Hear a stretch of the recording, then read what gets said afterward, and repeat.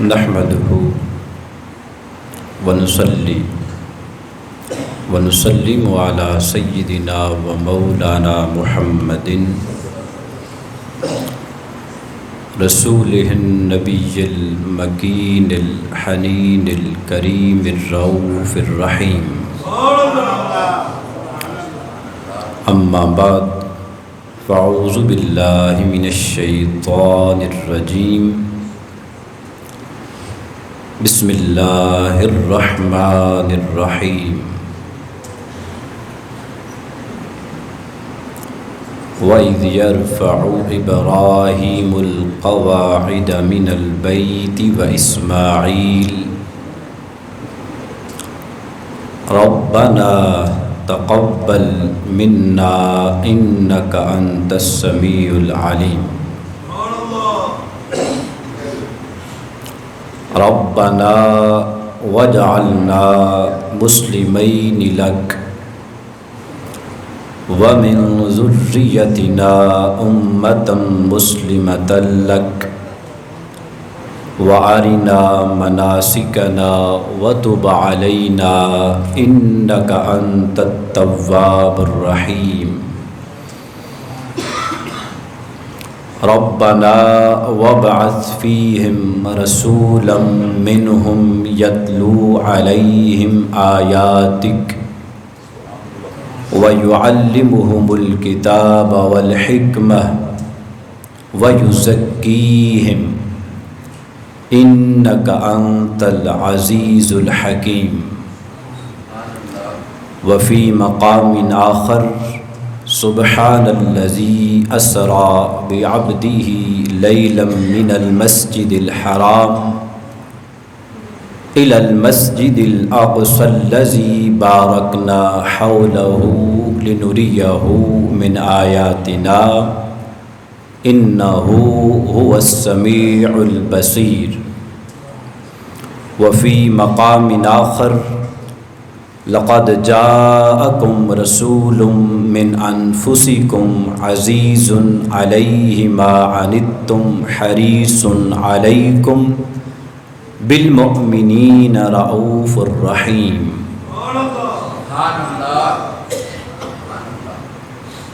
قال اللہ تبارک و تعالی فی شان حبیبہ مخبرا وعامرا ان اللہ وملائکتہ یصلون علی النبی یا ایہا الذین آمنوا صلوا علیہ وسلموا تسلیما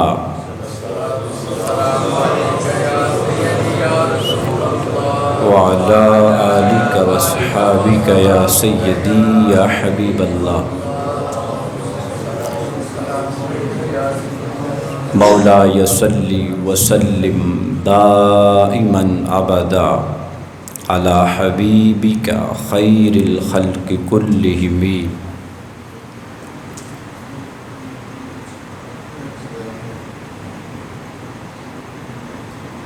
معزز علماء کرام جناب علامہ عطا الرحمن چشتی صاحب اور ہماری ہر دل عزیز شخصیت قبلہ علامہ عبدالخالق باروی صاحب اور عاشق کے والدین کریمین جناب علامہ ذوالفقار صاحب بانی مجلس قبلہ محمد طفیل بھٹی صاحب اور ہمارے ملک کے معروف ثنا خان محمد سہیل صاحب اور دیگر ثنا خان معزز سامعین اللہ رب العزت کا کروڑہ مرتبہ شکر کہ جس کی توفیق خاص کے ساتھ آج ہم اس مسجد کے اندر ماہ رمضان المبارک کی ان پروقار اور سعادت رحمتوں بھری گھڑیوں میں ان عظیم ہستیوں کا ذکر کر رہے ہیں، سن رہے ہیں، سنا رہے ہیں کہ جن کے بطن مبارکہ سے اللہ پاک نے پوری کائنات میں رحمتیں بانٹنے والے کو مبعوث فرمایا۔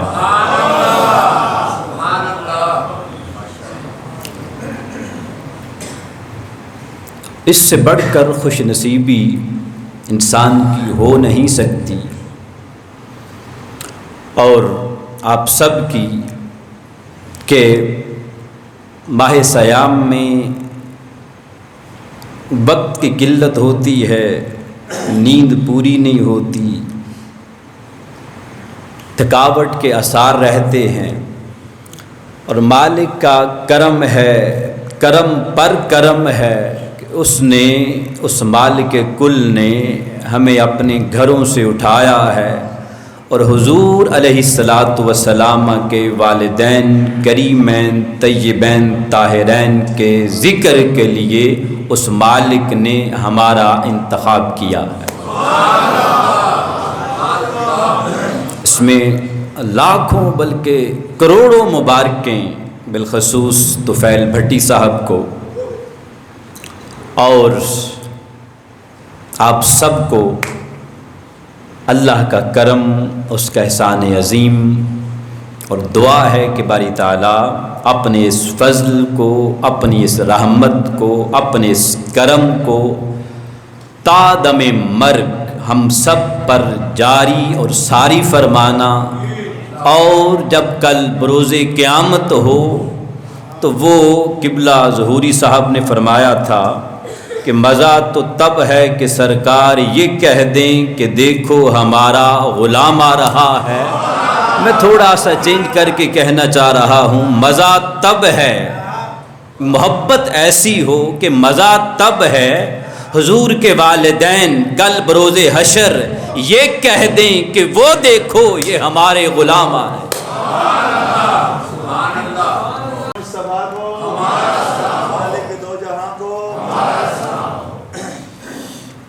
مجھے اپنی کم علمی کا بخوبی علم ہے۔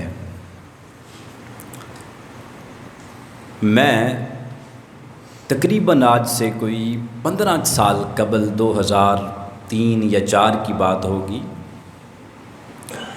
اس دور میں DAE کر رہا تھا، ڈپلومہ آف ایسوسیٹ انجینئرنگ۔ تو گلبہار کالونی کی مسجد غوث الورا، اس میں قبلہ علامہ صاحب خطیب تھے، تو میں وہاں پہ آپ کا خطاب سنا کرتا تھا، جمعہ کے لیے آیا کرتے تھے۔ برکیف اس وقت تو یہ ابھی تک ویسے کی ویسے ہی ہیں اور میں بوڑھا ہو گیا، اللہ پاک آپ کو یاد رکھے۔ مجھے بھٹی صاحب نے فرمایا جی کہ طاؤ رحمان چشتی صاحب آ رہے ہیں، کہ جی ماشاء اللہ، تو پھر ہم نے کیا خطاب کرنا ہے جب انہوں نے آ جانا ہے۔ تو برکیف بس وہی ان کے خطابات اس زمانے میں ہم سنا کرتے تھے۔ میرا وہ طالب علمی کے دور کا دور تھا، اس کے بعد پھر طالب علمی کے بعد 2014 کے اندر میں نے یہ خطابت شروع کی۔ اللہ کا کرم ہے، اس مالک نے انتخاب فرمایا ہے۔ آج کے ہم موضوع کی طرف آتے ہیں۔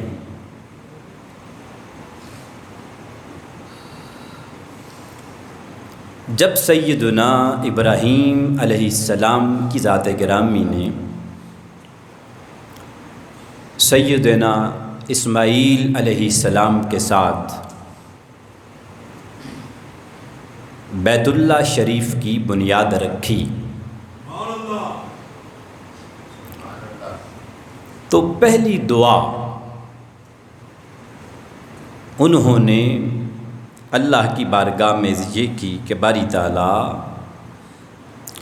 ہماری اس کاوش کو، ہماری اس محنت کو، ہماری اس مزدوری کو اپنی بارگاہ میں قبول فرمانا۔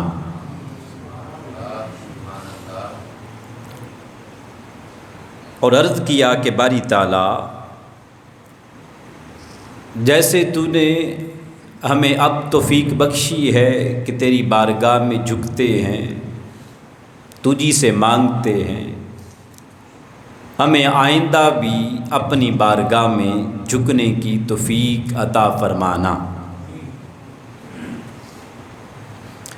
اسماعیل علیہ السلام 7 شریک ہیں، والد محترم دعا مانگ رہے ہیں اور بیٹا آگے سے آمین کہہ رہا ہے۔ اگلی دعا عرض کی وَمِن ذُرِّيَّتِنَا أُمَّةً مُسْلِمَةً لَكَ، کہ باری تعالیٰ سنا ہے ایک امت مسلمہ آنے والی ہے، درجات ان کے بہت بلند ہوں گے، چند لمحوں کے لیے تیری بارگاہ میں وہ آیا کریں گے تو سالوں کا ثواب ان کے نامہ اعمال میں لکھ دیا کرے گا۔ باری تعالیٰ وہ عظیم امت جو آنی ہے، اس کو بھی میری نسل میں سے جاری رکھنا، ان میں سے جو میری ذریت آگے چلے، جو میری نسل آگے چلے، تو مولا ایسا کرنا ان میں سے ایک طبقہ ایمان پر رہے، تیری بارگاہ میں جھکنے والا رہے۔ من فرما کر مطلب یہ تھا بھی باری تعالیٰ میں سب کو نہیں چاہتا، بس ایک طبقہ ایسا آئے جو کہ تیری بارگاہ میں جھکنے والا ہو، توحید پر قائم رہنے والا ہو۔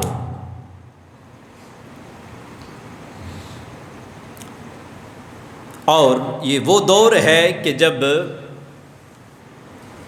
بیت اللہ شریف کے آس پاس چند گھر آباد تھے،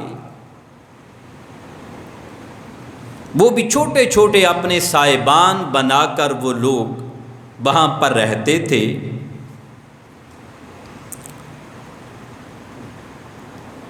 دوسری دعا جو سیدنا ابراہیم علیہ السلام کی ذات گرامی نے مانگی کہ باری تعالیٰ اس مسلمان طبقہ میں سے مزدوری مانگی جا رہی ہے اللہ کی بارگاہ میں، حکم ہے ابراہیم میرا گھر تعمیر کرو۔ گھر تعمیر کرتے کرتے تو مزدوری بھی تو لینی تھی، عرض کرتے ہیں باری تعالیٰ پہلی دعا تو یہ کر دی ہے کہ امت مسلمہ وہ میری ذریت میں سے ہو۔ دوسری دعا عرض کی کہ باری تعالیٰ وہ جو ایک طبقہ توحید پر قائم رہے گا، ایسا کرنا اسی میں سے وہ نبی آخر الزمان صلی اللہ علیہ وآلہ وسلم کو مبعوث فرما دے۔ فیہم رسولا منہم یتلو علیہم آیاتک، کہ وہ نبی ہم میں مبعوث فرمانا کہ جو کہ تیری آیات کو تلاوت فرمائے، تزکیہ نفس کرے، پھر یہ دعا کرتے کرتے عرض کیا باری تعالیٰ، آیت نمبر 25 سورہ بقرہ کی، فرمایا کہ باری تعالیٰ اس شہر کو بھی امن والا بنانا، اس شہر مکہ کو پھلوں کی فراوانی عطا کرنا، دنیا کی ہر نعمت تیرے اس شہر میں موجود ہو، دنیا کا ہر اعلیٰ سے اعلیٰ لباس تیرے اس شہر میں موجود ہو۔ اب اللہ پاک نے یہ دعا قبول کی، اور دیکھیے کہ جدید سرچ کے مطابق مکہ پاک کی کل آبادی 4 کروڑ ہے، اس کے آس پاس سارا ملا کر، مگر اس شہر پہ دیکھیں کل آبادی 4 کروڑ ہے، اور وہاں پہ جو کاریں ہیں، موٹر گاڑیاں ہیں، وہ 9 کروڑ ہیں۔ ابراہیم علیہ السلام کی دعا کی قبولیت، مکہ شہر کا جتنا بھی کوڑا ہے وہ 70 کلومیٹر دور پہاڑوں پہ جا کے پھینکا جاتا ہے۔ یہاں کا آب زمزم پورے سال اور پوری دنیا میں جاتا ہے، اور یہاں پورے مکہ میں بھی اور پورے سعودی عربیہ میں بھی استعمال ہوتا ہے، اور آج تک اس میں رتی برابر بھی کمی نہیں آئی۔ اپنا لاہور لے لیجئے، آج سے 10-15 سال قبل 100-150 فٹ کی دوری پر نیچے گہرائی میں پانی آ جاتا تھا، آج یہ حال ہے کہ 550-600 فٹ کی گہرائی سے نیچے پانی آ رہا ہے۔ اور صرف مکہ شہر میں اللہ نے ابراہیم کی دعا کو قبول کیسے کیا؟ صرف مکہ شہر میں ایک دن میں 3 لاکھ مرغ استعمال ہوتے ہیں۔ پھر مکہ کے اندر دعا ہے امن دینا، کبھی بھی جھگڑا نہیں ہوا۔ ابراہیم علیہ السلام کی دعا کے بعد آج تک اندر اس کے حرم کے اندر ماں سوائے جب مکہ فتح ہوا تھا اس موقع پر وہ بھی نہ ہونے کے برابر، اور صرف مکہ شہر کے اندر 70 لاکھ اے سی استعمال ہوتے ہیں۔ یہاں کھجور کے سوا کوئی پھل نہیں ہے، کوئی پھل نہیں ہے، کوئی فصل نہیں اگتی، کوئی سبزی نہیں اگتی، مگر حال یہ ہے کہ دنیا کا ہر بڑے سے بڑا اعلیٰ سے اعلیٰ پھل وہ یہاں پر پایا جاتا ہے۔ یہ تو میں چند ایک موٹی موٹی چیزیں ہیں۔ پھر دیکھیں یہاں پہ آس پاس اور درخت بڑے نہیں ہیں، ہر طرف آپ جائیں تو گاڑیاں ہی گاڑیاں ہیں۔ دعائے ابراہیمی تھی، وسیلہ مصطفیٰ کا تھا، رب نے اجر کیا دیا کہ درخت کوئی بھی نہیں ہے، مگر سانس ایسے آتا ہے کہ جیسے پھولوں کے درمیان انسان کی جو سانس ہے، من ہے، وہ مہک رہا ہو۔ ذرا غور کیجئے کہ دعائے ابراہیمی ہے، دعائے۔ اب دیکھیے، کسی مولوی سے پوچھیں، کسی ملا سے پوچھیں، اتنی نعمتیں کیوں ہیں؟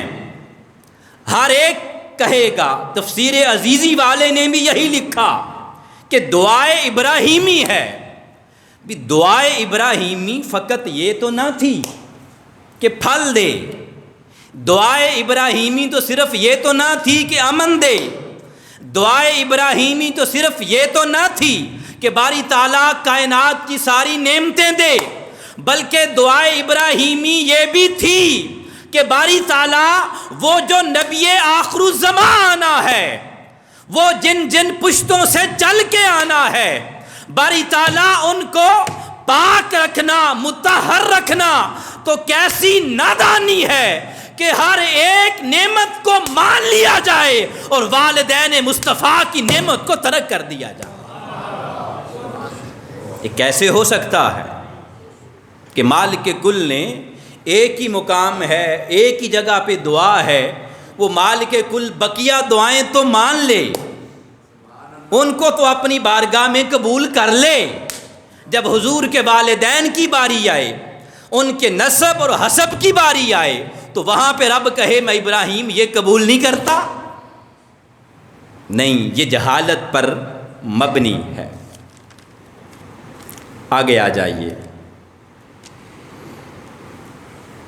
سورہ ابراہیم آیت نمبر 40، اللہ پاک نے ارشاد فرمایا کہ ابراہیم نے دعا مانگی، رب اجعلنی مقیم الصلاۃ ومن ذریتی ربنا وتقبل دعا ربنا اغفر لی ولوالدی وللمؤمنین یوم یقوم الحساب۔ یہاں پہ ذرا غور کیجئے گا، ابراہیم دعا مانگ رہے ہیں اور یہ دعا کی قبولیت کی طرف اشارہ ہے۔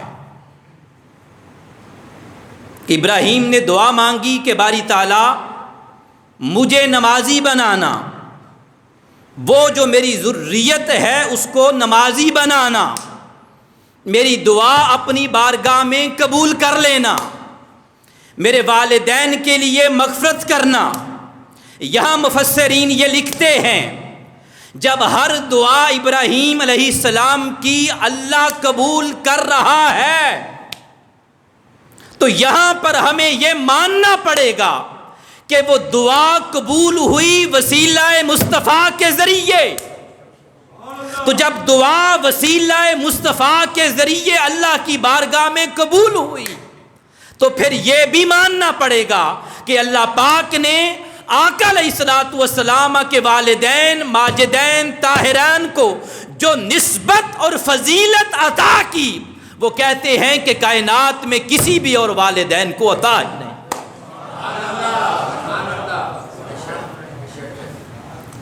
اب ایک چیز ذرا دیکھیے، تھوڑی سی ذرا ہٹ کے، میں اس سے تقریباً 2 ماہ قبل میرے گھر میں میرے دوست آئے، علامہ سید مقبول احمد شیرازی صاحب، یہ جامعہ فریدیہ ساہیوال کے فاضل ہیں، کافی عمر کے ہیں، میرے پاس آئے، یہ باتیں ان کے ساتھ ڈسکس ہو رہی تھیں۔ تقریباً آج سے 2 سال قبل بھٹی صاحب نے مجھے یہ کبھی کہا بھی حضور کے والدین کا ذکر کیا کرو بڑے ذوق کے ساتھ، ذوق کے ساتھ، اللہ پاک بڑے رنگ لگائے گا۔ تو الحمدللہ عقیدہ تو بچپن سے ہی تھا، مگر اس طرح کبھی ذکر نہ کیا تھا۔ اب وہ ایک ذوق بنا ہوا تھا تو میرے پاس وہ آئے تو ان کے ساتھ ایک بات چیت ہو رہی تھی۔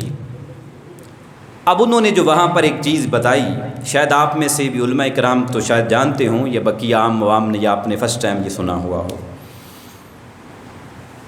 کہنے لگے کہ یار بات تیری بڑی اچھی ہے، مگر اب میں نے آگے ان کو بتایا، اس سے قبل ایک محفل پہ ہمارا جب ملنا اٹھنا بیٹھنا ہوا تو میں نے آگے انہیں بتایا کہ یار آپ یہ کیا کریں کہ نبی صلی اللہ علیہ وسلم کے والدین کریمین کا اسپیشل کوئی محفل کا انتظام کیا کریں۔ میں نے کہا ٹھیک ہے، خیر وہ محفل ہوئی، وہ میرے پاس دوبارہ آئے، کہنے لگے آپ کو ایک عجیب بات بتاؤں میں نے کہا بتائیں۔ کہنے لگے اللہ نے قسم کھائی ہے۔ کس چیز کی؟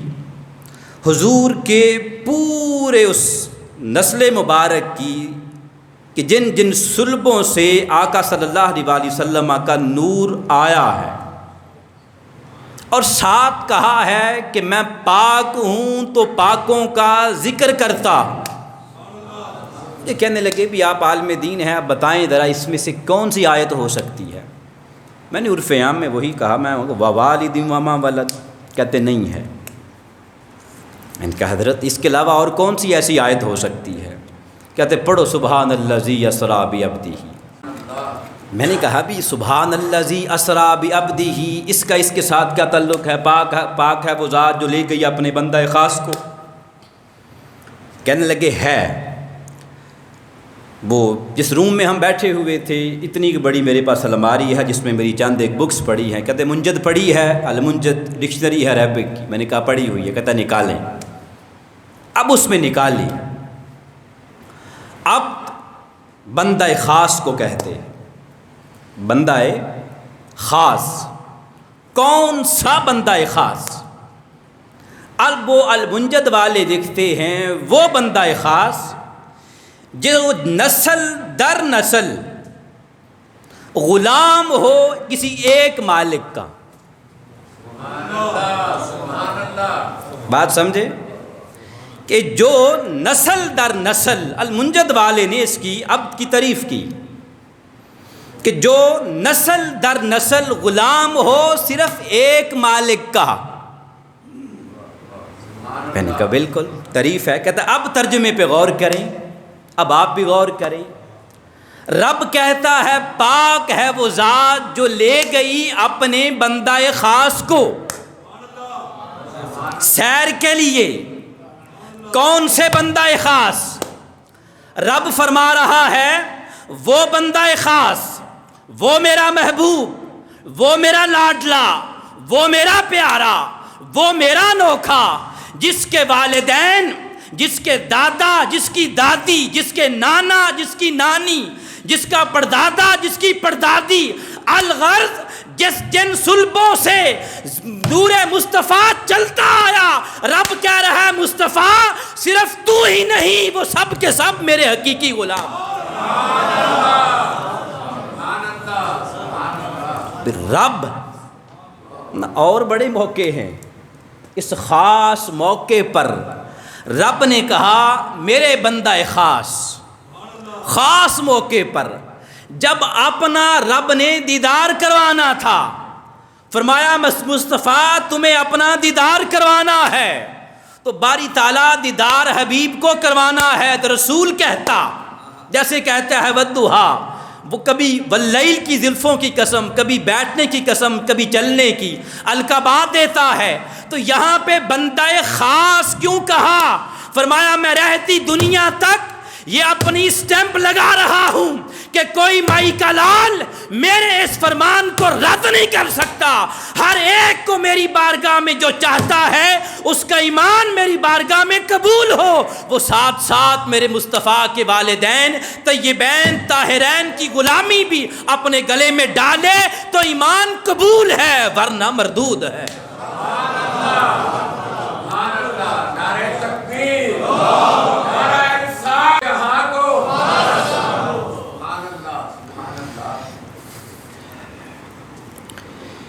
ایک چیز ذرا دیکھیے، میں آج سوچ رہا تھا اور ماہ سیام شروع ہوا، یہ کام شروع کیا، تراویح کی شکل میں، خلاصے کی شکل میں بیان ہوتا ہے قرآن پاک۔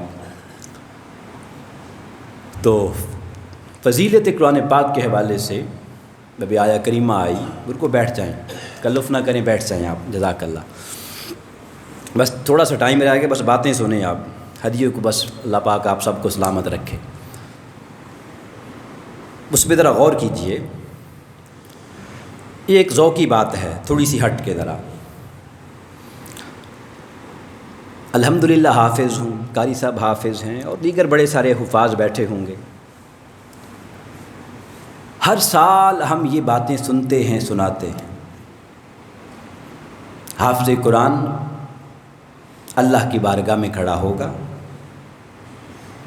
اللہ پاک فرمائے گا، جبرائیل کو حکم ہوگا، نام دیے جائیں گے، جبرائیل جاؤ ذرا لے کے آؤ ان کو۔ کہیں گے باری تعالیٰ ٹھیک ہے، حشر بپا ہے۔ حفاظ کرام جنہوں نے اللہ کے قرآن کو اپنے سینے میں بسائے رکھا، اس پر عمل کیا، اس کی آگے ترویج کی، تبلیغ کی، بلا لیا جائے گا انہیں۔ فرمائے گا آؤ بھائی، باری تعالیٰ کیا کرنا ہے؟ فرمائے گا ابھی میری ہاتھ سے سندیں لو، سندیں دے دی جائیں گی۔ اگلا حکم کیا ہونا ہے؟ ذوق کی بات ہے، اگلا حکم کیا ہونا ہے؟ اگلا حکم ہوگا جبرائیل جی باری تعالیٰ جلدی کرو، ان کے والدین کو بھی لے کے آؤ۔ سوچ رہا تھا میں نے کہا ان کے والدین کو بلا لیا جائے گا۔ مالک کل اپنے دستے قدرت سے سونے کے، ہیرے کے، جواہرات کے وہ تخت، وہ تاج پہنایا جائے گا۔ اب رول یہ ہے، ہوگا کام کیسے شروع؟ نچلے درجے کے حافظ سے،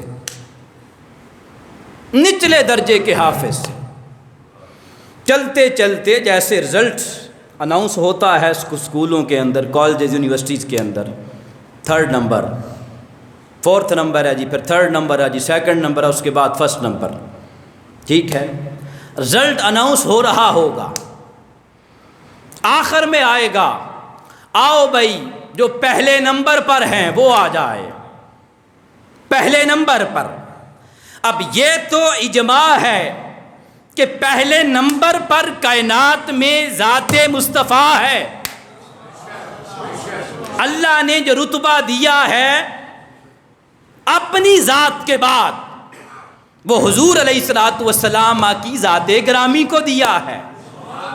اب جب یہ حکم ہوگا کہ مصطفیٰ تیری ذات تو وہ ہے جو کہ قرآن کو لے جانے کا وسیلہ بنی، ہر کسی نے قرآن سیکھا اپنی محنت سے، مگر مصطفیٰ تمہیں سکھایا ہم نے اپنی چاہت سے، تمہیں سکھایا اپنی محبت سے۔ اب قرآن پاک سکھایا کائنات میں اول یہ، کائنات کے آخر یہ، کائنات کے دھولا یہ، کائنات کے دلارے یہ، جب یہ وہاں پہ جمع ہوں گے سب انبیاء بھی جمع ہوں گے، ہر ایک کے والدین کو ان کی عظمت کے مطابق ان کو وہ کیا پہنایا جائے گا؟ تاج پہنایا جائے گا۔ اب آخر میں باری ہوگی جو کائنات میں سب سے اول ماں باپ ہیں، جو کائنات کے سب سے اعلیٰ ماں باپ ہیں، جو کائنات کے سب سے پاک، کائنات کے سب سے ستھرے، کائنات کے سب سے انظف ماں باپ ہیں، انہیں کہا جائے گا بھی آپ بھی آ جاؤ۔ تو کون آئے گا؟ اللہ اکبر، کون آئے گا؟ حضور کے والدین آئیں گے۔ جب حضور کے والدین آئیں گے جو ابراہیم بھی بیٹھے ہوں گے، اسماعیل بھی ہوں گے، اسحاق، ایوب، داؤد سارے ہوں گے، تو یقین جانیے ہر کوئی کہنا اٹھے گا مصطفیٰ تیری تو شان جو ہے وہ ہے، پر سنو تیرے والدین کی شان کے تو کیا ہی کہنا۔ اب آئیے سورہ توبہ آیت نمبر 28، اللہ پاک نے فرمایا انما المشرکون نجس فلا یقربوا المسجد الحرام بعد عامہم ھذا۔ فرمایا دنیا والو سن لو، حکم دے رہا باری تعالیٰ، کیا حکم ہے؟ فرمایا آج کے بعد کوئی مشرک مسجد حرام کے قریب نہ جائے، نہیں اجازت، ختم۔ اب سورہ حج میں پوچھا نا باری تعالیٰ کیوں نہ جائیں؟ فرمایا فاجتنبوا الرجس من الاوثان، اس لیے کہ یہ جو مشرک ہیں یہ بتوں کی پوجا کرتے ہیں، اور یہ جو بت ہیں یہ سارے کے سارے نجاست ہیں، پلید ہیں، وہ قریب نہ جائیں مسجد حرام کے کہ وہ پاک ہے۔ آپ سوچئے جو تو جس صرف بتوں کو پوجا کریں، رب کہتا ہے پلید ہیں، پاک جگہ پہ داخل نہیں ہو سکتے، مطلب رب ایک ہمیں کلیہ دے رہا ہے کہ جو پاک ہو پلیدی اس میں داخل ہو نہیں سکتی. ٹھیک ہے، پاک ہو اس میں پلیدی داخل ہو نہیں سکتی. اب اسی سے ہی ذرا اخذ کریں کہ نبی صلی اللہ علیہ وآلہ وسلم کے والدین کریمین طیبین، آقا کی ذات کائنات کے سب سے زیادہ پاک، تو رب کو یہ کیسے گوارا ہو سکتا تھا اس پاک جسم مبارک کو اگر نعوذ باللہ من ذالک آقا کے والدین پاک نہ ہوتے؟ مگر میں کہتا ہوں صرف پاک نہیں، ایسے پاک کے انضف کے رتبے سے بھی بلند تھے. ایک ہوتا ہے پاک، ایک ہوتا ہے پاکی میں با کمال، اگلا درجہ آتا ہے جو پاکی میں با جمال ہو.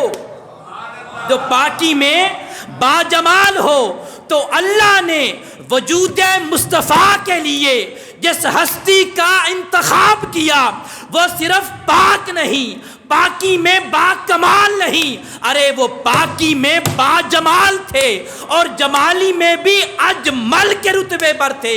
فرمایا دنیا والوں، جیسے میرا مصطفیٰ ہر چیز سے پرحاوی ہے، ہر چیز سے پاک ہے، میرے مصطفیٰ کے والدین بھی ایسے ہی ہر چیز سے اعلیٰ اور ہر چیز سے زیادہ پاک و صاف ہیں.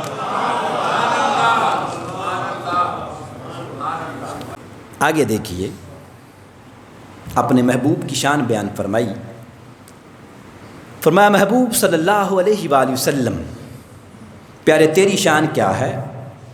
وَيُحِلُّ لَهُمُ الطَّيِّبَاتِ وَيُحَرِّمُ عَلَيْهِمُ الْخَبَائِثَ. تیری شان یہ ہے کہ تو پاک چیزوں کو حلال کرتا ہے اور ناپاک کو حرام کرتا ہے. آیت پہ ذرا غور کریں. پاک چیزوں کو حلال کرتا ہے، ناپاک کو حرام کرتا ہے. بھئی جو چیز پہلے ہی پاک ہو اسے حلال کرنا کیا کمال ٹھہرا، اور جو چیز پہلے ہی ناپاک ہو اسے حرام کرنا کیا کمال ٹھہرا. باری تعالیٰ بتا تو صحیح یہ ماجرا کیا ہے. وہ بتانا یہ چاہ رہا ہے دنیا والوں، اصل میں کوئی چیز جتنی چاہے پاک ہو، جب تک میرا مصطفیٰ نہ کہہ دے کہ یہ پاک ہے، وہ حلال ہونے کے باوجود بھی حرام ہی رہے گی. اسے یہ شان دی ہے بھی جس کی طرف مصطفیٰ کا اشارہ ہو جائے وہی پاک ہے، بس وہی پاک ہے، اور جس سے میرا محبوب رخ پھیر لے وہی ناپاک ہے، حرام ہے. پاکوں کے ذکر کے لیے پاکوں کا انتخاب، پاکوں کے ذکر کے لیے پاکوں کا انتخاب. اب یہاں پہ غور کریں، ہم اپنے آپ کو بڑا پاک نہیں کہتے، مگر بس ایسے من میں بات آئی یہ عرض کرتا چلوں. اس کا مطلب یہ ہے اللہ نے آقا کے والدین کے صدقے سے دلوں کو اتنا تو پاک کر دیا ہے کہ بڑے سارے ملا پھر رہے ہیں، انہیں توفیق نہیں. یہ چند عاشق رب نے چنے اور رات کے اس پہر میں ماہ سیام کی برکتوں میں ہمیں لا کے جمع کیا. فرمایا چلو وہ پاک تھے، ذکر کرو اور باقی عطا کرتا.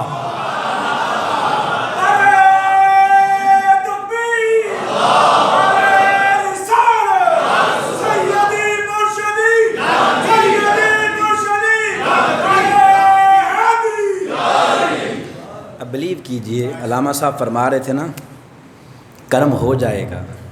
یہ کرم ہی ہے کہ ان کے نوازشات آ رہی ہیں، ورنہ یہ چیزیں میں نے پہلے کبھی بیان نہیں کی. اللہ اکبر. فرمایا میرے محبوب کی شان یہ ہے جدھر اشارہ کر دے بس وہی پاک ہے۔ اب محبوب ماں کے بدن میں ہیں، عبداللہ کی پشت میں رہے ہیں، نور مبارک رہا ہے، نسبت ہے نا، جدھر اشارہ ہو گیا۔ اعلیٰ حضرت نے فرمایا نا کہ جس طرف اٹھ گئی دم میں دم آ گیا ہے۔ اب دیکھیں رب نے محبوب کی نسبت کے ساتھ عبداللہ کو کتنا پاک کیا ہوگا، آمینہ کو کتنا مطہر کیا ہوگا، کتنا اعلیٰ بنایا ہوگا، کتنا عرفہ بنایا ہوگا۔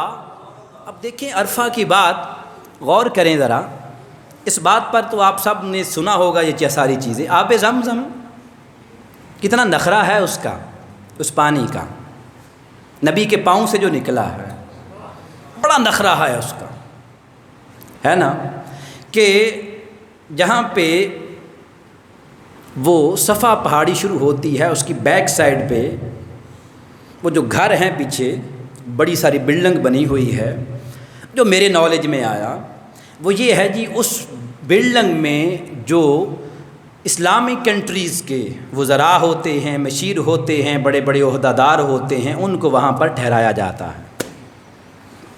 5-7 فٹ کی یا 10-20 فٹ لگا لیں فاصلے پر وہ آب زمزم کا کنواں ہے، ٹھیک ہے۔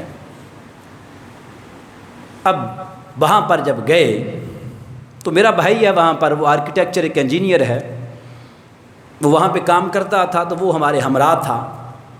اس نے مجھے یہ بتایا کہ دنیا کی جدید ترین مشینری آ گئی، آب زمزم اس بلڈنگ میں داخل نہیں ہوا، نہیں ہوا۔ بٹی صاحب ایسے ہی ہے، آب زمزم اس بلڈنگ میں داخل نہیں ہوا۔ کیوں؟ کہتا میرا نخرہ ہے، میں یہ جو وڈیرے ہیں میں ان کے پاس چل کے کیوں جاؤں، میں نبی کے قدموں سے نکلا ہوں۔ جبکہ جب ہم داخل ہوئے تھے، مجھے جگہ کا نام نہیں پتا، تو بھائی نے بتایا کہ یہ جو باہر آپ دیکھ رہے ہو ایک نلکا لگا ہوا ہے، ٹوٹی لگی ہوئی تھی۔ میں نے کہا ہاں، تو یہاں پہ آب زمزم آتا ہے بغیر کسی موٹر کے۔ تو میں نے کہا یہاں پہ کیسے آتا ہے؟ تو یہاں پہ وہ کیا ہے، ہر عام و خاص وہاں سے پانی بھرتے ہیں، صرف وڈیرے نہیں۔ بھی اس آب زمزم کی شان یہ ہے، وہ کہتا ہے بھی جو بڑے سے بڑا آ جائے، بڑا وزیر ہو، بڑا مشیر ہو، بڑا وہ کوئی نون لیگی ہو یا پی ٹی آئی ہو یا جو بھی ہو، میں نہیں جاتا ادھر، جو مرضی کر لو، تمہاری سائنس فیل، سب کچھ فیل۔ تو آب زمزم یہ تو بتا، جب اماں آمنہ آتی تھی تب تمہیں کیا ہوتا تھا؟ وہ کہتا ہے کچھ نہیں ہوتا تھا، بس اتنا ہوتا تھا کہ وہ اس عظیم نبی کی ماں تھی، رب نہیں چاہتا تھا کہ میں نیچے رہوں، میری محبوب کی ماں کو رتی برابر بھی تکلیف ہو، آب زمزم اوپر بھی آیا کر، اسے تکلیف سے بھی بچا، اور ساتھ اس عام ماں کو سلام بھی کیا جائے۔ تو جائز ہو جائے ہم کہیں آقا آپ کے والدین پر سلام ہو تو ناجائز ہو جائے؟ واہ! آگے چلیے، منٹ میرے پاس صرف 5-7 منٹ رہ گئے ہیں۔ اب آگے دیکھیے، نبی صلی اللہ علیہ وآلہ وسلم نے فرمایا کہ جہاں پر میری قبر مبارک ہے وہ جو مٹی ہے وہ زمین کی نہیں ہے۔ فرمایا ما بین بیتی و منبری روضۃ من ریاض الجنہ، کہ میرے منبر شریف اور میری قبر مبارک تک، آپ کے حجرہ مبارک تک جو جگہ ہے وہ کیا ہے؟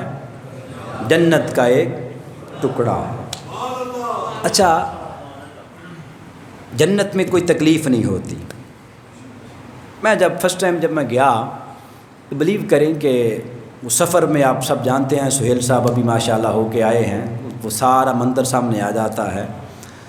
تو سفر بڑا وہ تھا، اس کے بعد پھر پاؤں میں سوجن، پھر عمرہ، پھر جو بالخصوص یہ شہروں میں رہتے ہیں جوتے نرم نرم پہنتے ہیں ان کے لیے تو اور کٹھن ہوتا ہے، مگر ایک لطف ہوتا ہے، وہ تکلیف کے باوجود انسان لگا رہتا ہے۔ ٹھیک ہے، جب مسجد نبوی میں جب ہم پہنچے، عصر کی نماز کا وقت تھا تو ہلا نہیں جا رہا تھا۔ عصر کی 4 فرض پڑے، بڑے بہت زیادہ نہ ویسے وہ تنگ ہو کر پڑے۔ اب دیار یار تھا سامنے، در محبوب تھا سامنے، بس ریاض الجنہ میں جگہ ملی تو وہاں پہ پھر کیا ہے، پھر وہ سامنے جیسے ہی وہاں بیٹھے مغرب کے وقت جو جسم کی تکلیف تھی آٹومیٹیکلی ختم ہو گئی۔ تو پھر اس حدیث پر اور ایمان کامل ہو گیا کہ جنت میں واقعی کو دکھ نہیں ہونا، یہ ذوقی بات تھی۔ اب اللہ کو یہ گوارا نہیں جہاں پر میرے مصطفیٰ کا وجود ہو وہ مٹی بھی اس زمین کی طرح کی ہو، اسے وہ مٹی کیا کی، آسمان سے لا کر وہاں پہ مٹی رکھ دی، جنت سے وہ مٹی اتار دی، فرمایا کہ میرے مصطفیٰ کا وجود اس مٹی کے ساتھ مس ہونا ہے۔ پھر فرمایا اس کی اور شان یہ ہے، اس پر قیامت نہیں آنی، اس پر قیامت نہیں آنی کہ جب قیامت آنے والی ہوگی وہ حصہ اٹھا لیا جائے گا۔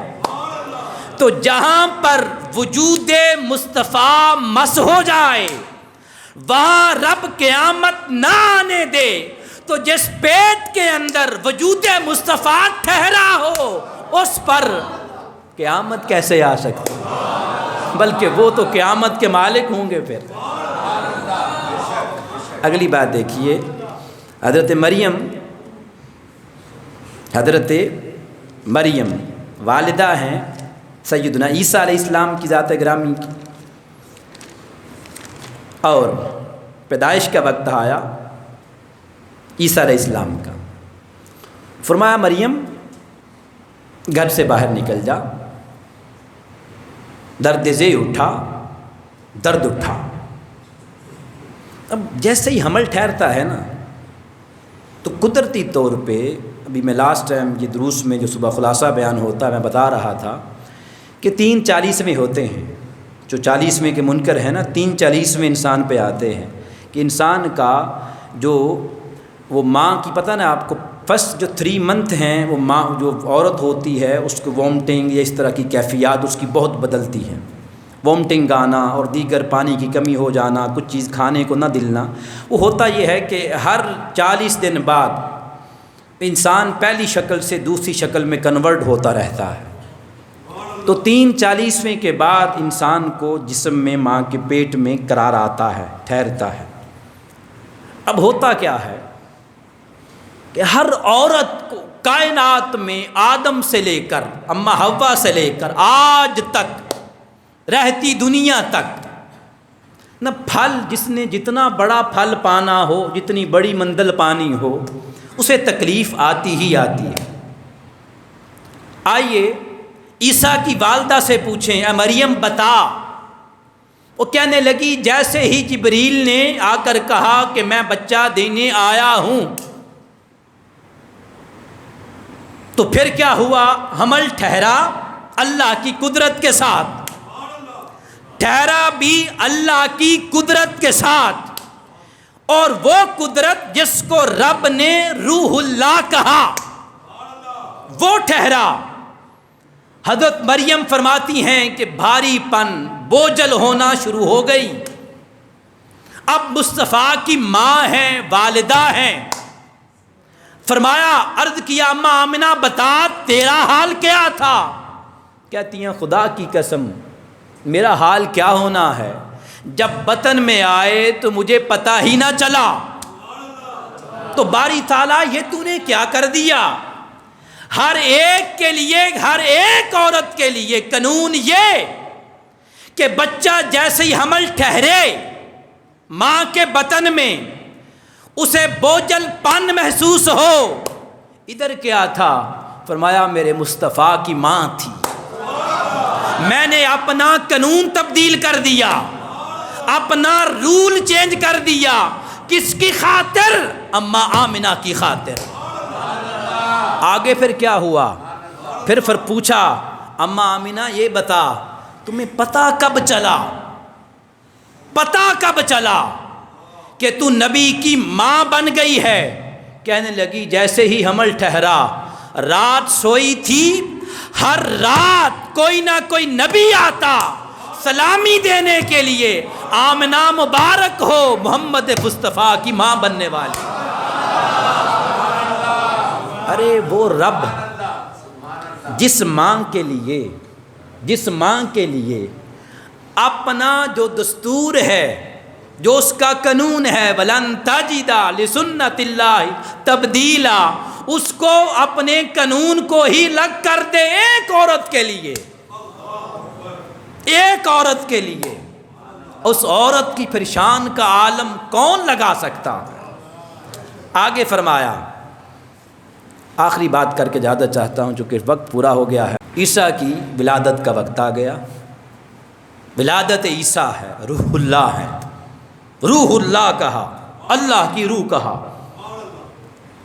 اللہ کی روح مریم کے بطن میں ولادت کا وقت ہے، فرمایا باہر نکل جا، آگے جا، کھجور کا درخت ہے، باری تعالیٰ ہرا نہیں ہے، فرمایا نبی ہے تیرے بطن میں، ہاتھ تو رکھ جا کر، ہاتھ رکھا، ہرا ہو گیا۔ باری تعالیٰ پھل اونچا ہے، فرمایا کوئی بات نہیں، ہاتھ تو اوپر کر، ہاتھ اوپر کیا، پھل نیچے۔ باری تعالیٰ کھاؤں گی، پیاس لگے گی، اب کیا کروں؟ فرمایا کوئی بات نہیں، نیچے اپنا پاؤں مار دے، میٹھے پانی کا چشمہ جاری کر دوں گا۔ اللہ کا نبی ہے مگر پھل دیا تو وہ معجزہ تو دیا، مگر دیا زمینی۔ ادھر مصطفیٰ کی ماں کی شان دیکھیں، مصطفیٰ کی ماں کی شان دیکھیں، پیدائش کا وقت ہے، فرمایا دنیا والوں ہر ایک کے لیے قانون الگ ہے، اپنی بیوی کی، اپنی بیگم کی، اپنی بیٹی کی خدمت کرو، اچھے پھل دو، سب کچھ دو۔ مریم کو میں نے پھل دیا، زمین کا دیا، مگر آمنہ تو میرے لاڈلے کی ماں ہے، تو پھر کیا ہے؟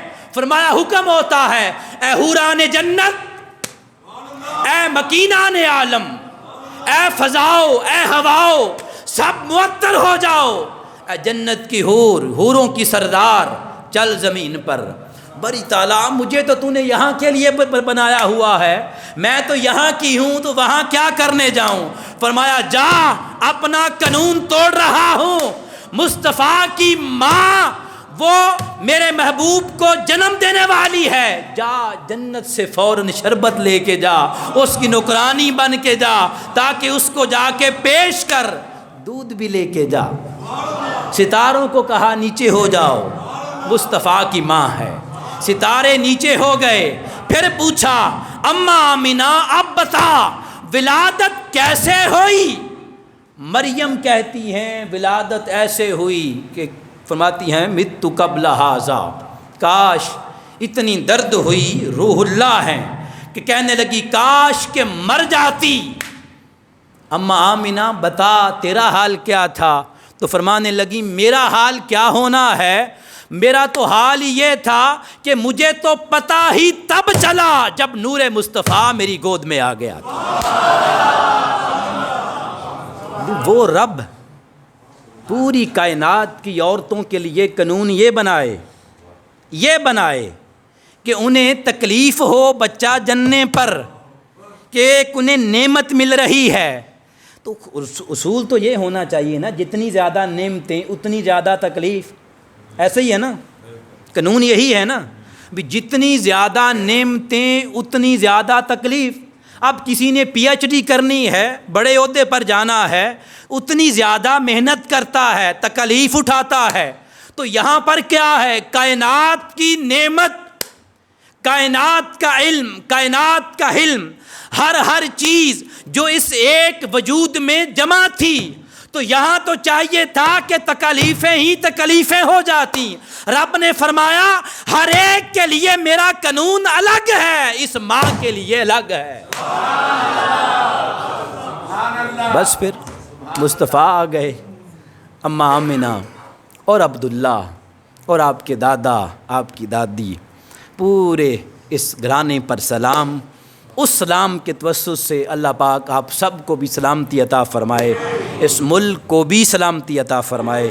وما علینا الا البلاغ المبین.